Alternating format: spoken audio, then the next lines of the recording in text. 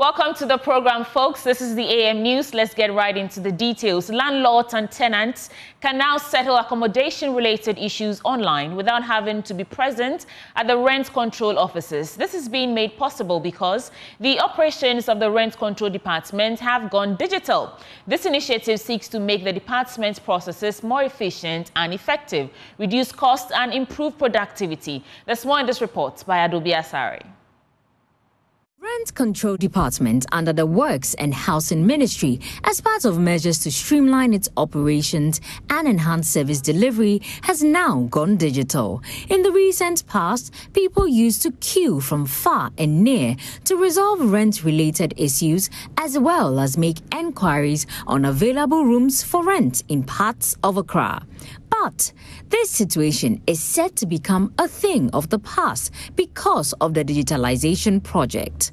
Speaking at the launch of the first phase of the digitalization project of the Rent Control Department, Deputy Minister for Works and Housing, Dr. Prince Ahmed Amma, said the initiative will save landlords and tenants from frustrations associated with accommodation issues as well as help them to reconcile on rent disputes. The new system will allow, one, the landlords and tenants to interact with the department online, eliminating the need for in-person visits. Whether you need to register a property, or you want to file a complaint, or resolve a dispute, you will now be able to do so from the comfort of your home or office. Second is automated processes. Will support everything from registering properties to processing complaints, ensuring that every service is delivered efficiently. On his part, Chief Director of the Works and Housing Ministry, Stephen Yao Osei, said the initiative will bridge the gap between the services of the department and landlords. The core objectives of the projects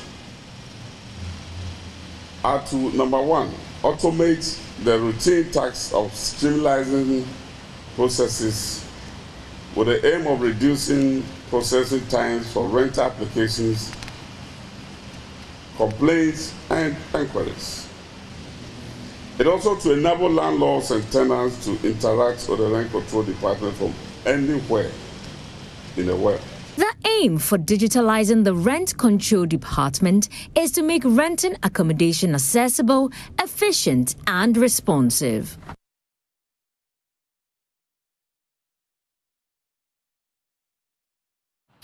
Former minority leader in Parliament, Haruna Iddrisu, has debunked claims of attempts by some individuals to lay the blame of the Galamsey menace in the country on the doorstep of the former president. He averred that all mineral resources in the country are vested in the hands of the president and therefore found it surprising for people to attempt to lay the blame on former President John Mahama when he is not the one in charge. Speaking at the campaign launch of the NDC at Hamile in the Lambuisi constituency, he stated that the person to hold on for the Galamsey menace is the President Akufo-Addo. Joy News Upper West Regional Correspondent Rafiq Salam reports.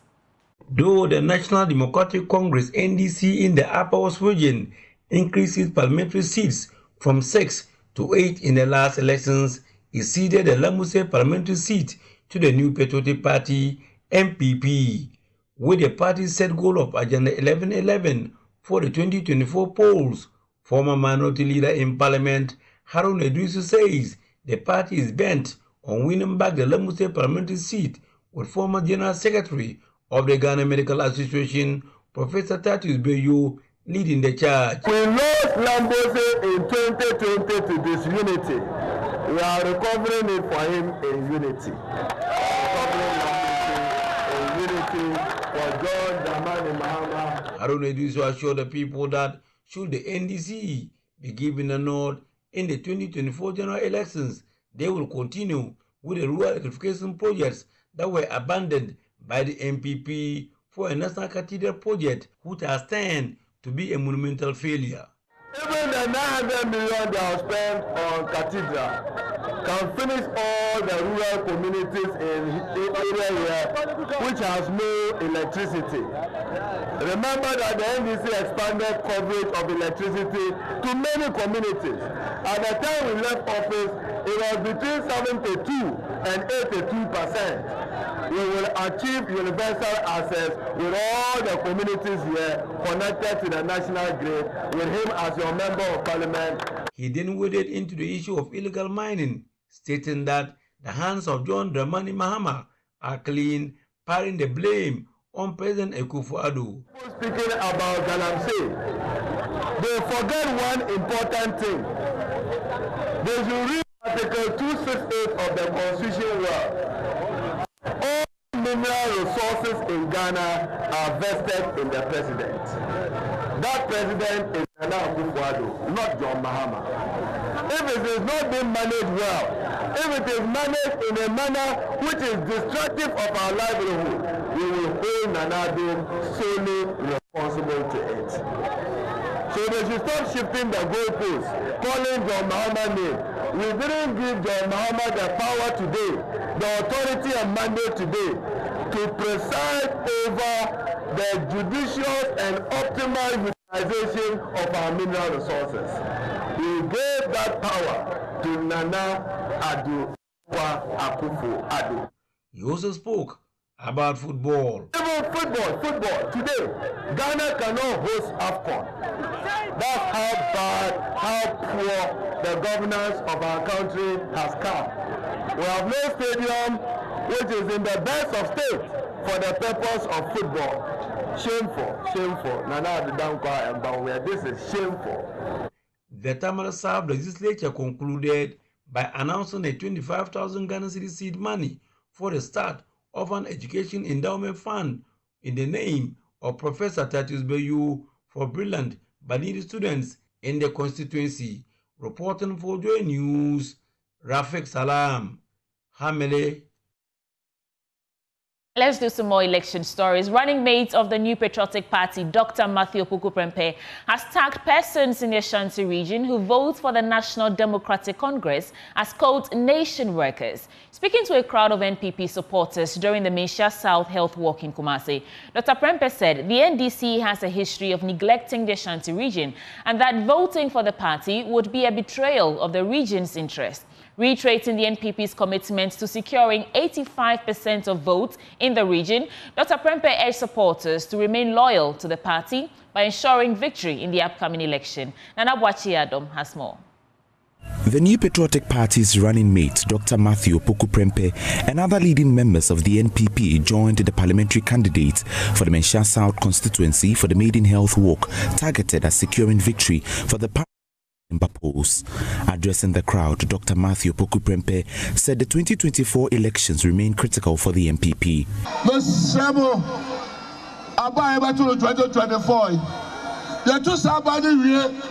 Dr. Prempeh and the lawyer Bafo when you have trouble on Ghana. You have trouble on Ghana.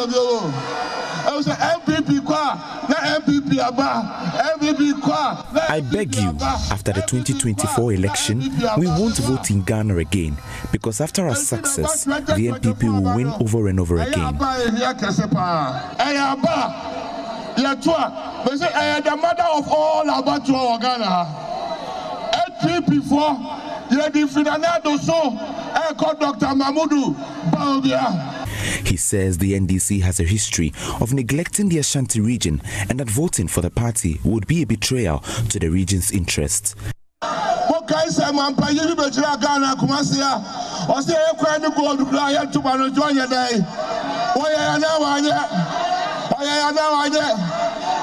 NDC for Ashanti region no mugu national health insurance.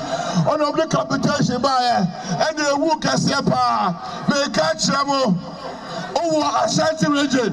Now to Obama NDC. Do you remember that the former president refused ants development?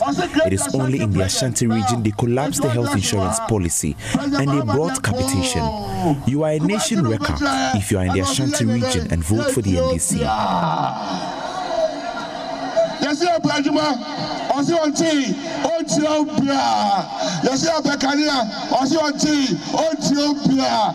Also, and Yamuno, and Yanuno, we're digging in I can't Cassan's weather, what 15. The NPP General Secretary Justin Frimpong Kodia entreated party supporters to campaign vigorously for victory.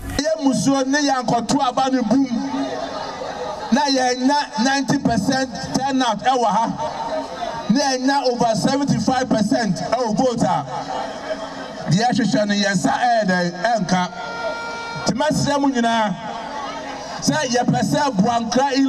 If we don't get over 70% in the Ashanti region, we won't get what we want. If you want development, let's campaign vigorously for victory.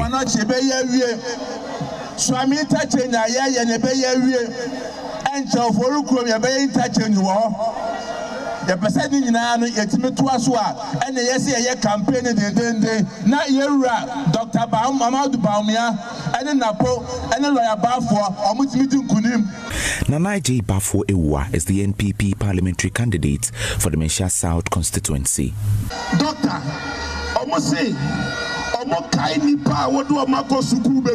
Mensha South remembers your good work, Dr. Matthew Pokuprempe. For Joy News, Nana Boachi Dankwa-Yadom, Kumasi. From Kumasi, let's go to Wa, where Member of Parliament for Wa Central, Dr. Rashid, has assured Ghanaians of the unwavering commitment the NDC has to restore the country to its former glory. Addressing party supporters at the party's campaign launch in the Wa Central constituency, he stated that corruption, nepotism and cronyism, which is the bane of the NPP administration, would be fought tirelessly should the party be given the nod in the December general elections. Joy News Upper West Regional Correspondent Rafiq Salam reports from Wa.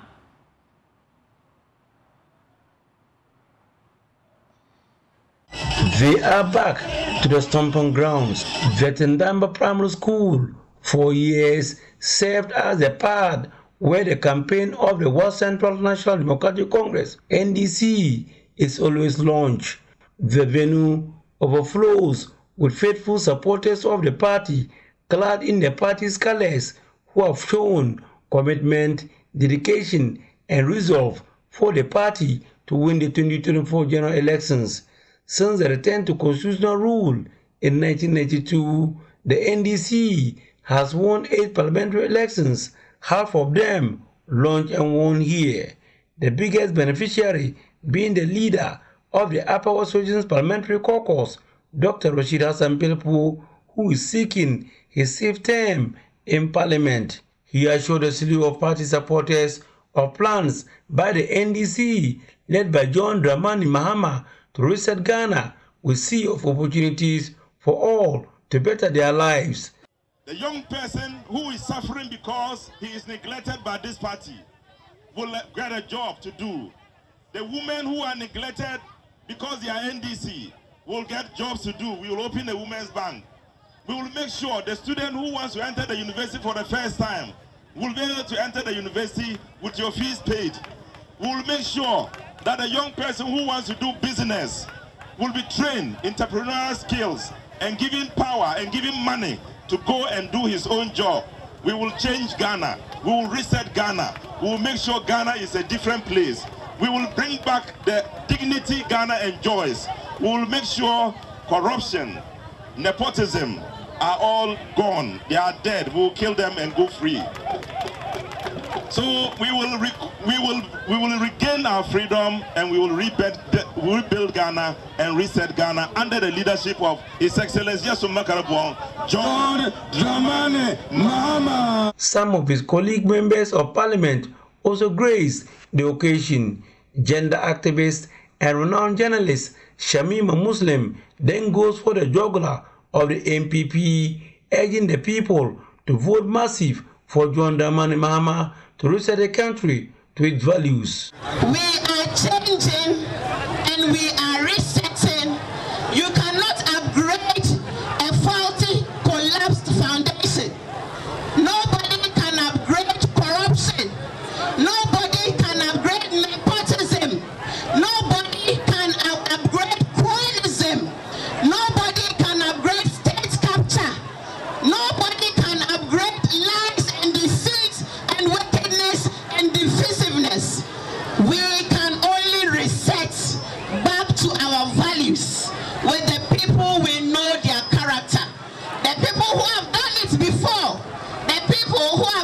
us integrity, the people who have shown us accountability, the people who have been with us for the longest period, come December 7th.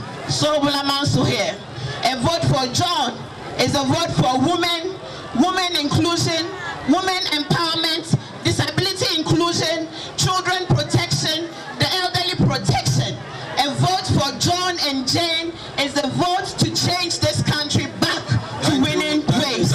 Apawa chairman of the NDC, Abdul Nasser Sani, popularly known as Chairman Bonas, outlined the job opportunities that the NDC intends to roll out should they be given a nod in the December polls.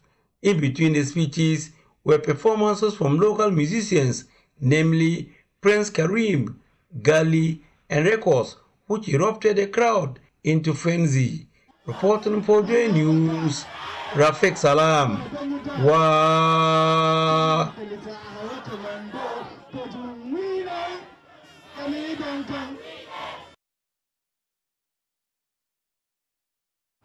Away from our election headquarters, quality health service delivery in such a central district of the Ashanti region is hampered by inadequate health staff and medical equipment. The district health directorate says poor roads and transport services are among the challenges of the area. There's more in this report.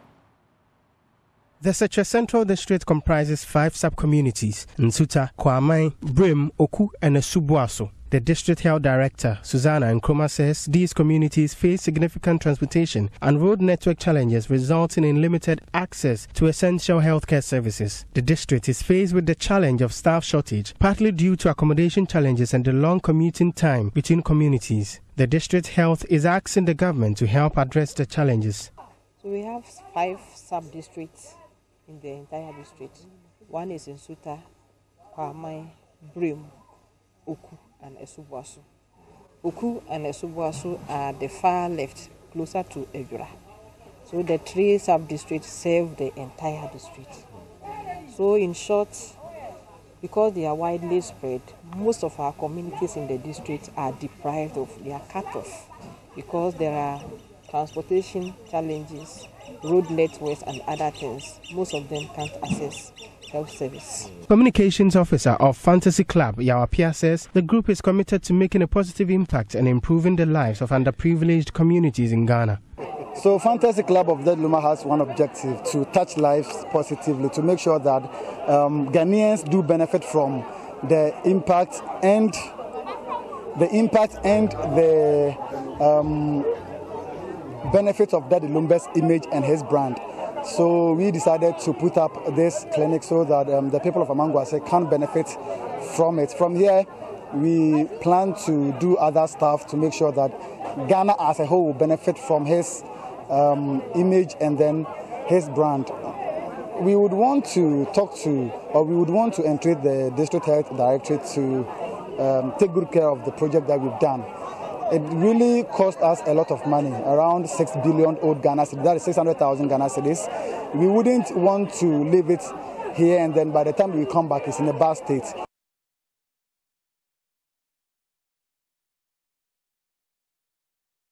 Coming up next is Business Update. It's time now for our business updates. In our first story, the General Agricultural Workers Union is calling for more innovation and a novel approach in enforcing the ban of export of grains. Their concern follows reports of maize vendors in the Ashanti region struggling to access the grain from farming communities as they compete with foreign nationals on the local market, despite government's ban on the exports of maize and other essential cereals. General Secretary of the General Agricultural Workers Union, Edward Karewe, tells Joy Business government must take pragmatic steps to ensure the ban is adhered to, else the existing challenges would escalate. Once food is produced, it takes a long time before you produce another one because there's a gestation period. And more importantly, because, or more so, because we depend on the rain-fed agriculture, up to over 90% of our food production, is to say that when the rains are not there, you cannot cultivate, you cannot produce. So this will certainly aggravate our situation. But that is also the reason why we must find some more innovative ways of, novel ways of dealing with these shortages rather than complying or adhering to the long-term old age approach of banning. Now, why would farmers want to sell to foreigners? It means the price is low. Is there any pricing or marketing mechanism whereby farmers can break even or farmers' produce can be channeled to a particular area, market center? We don't have that in Ghana. Farmers are left on their own to market their goods. So they will sell to anybody who gives them the highest price. Now, the managing partner at Chanzo Capital, Eric Osiakwan, is calling for broader consultation on the regulation of digital currencies, such as cryptocurrencies. His comments come on the back of the Securities and Exchange Commission's indication to build a regulatory framework on cryptocurrencies and other electronic currencies. Now, speaking on Business Live, he explained that involving all relevant stakeholders would assist the Commission to appreciate the contest and help shape a policy to aid innovation and adoption. In one sense, you could say that because, people are already dabbling a lot, and one of the main elements is sort of moving money across borders. People are using it in ways to move money.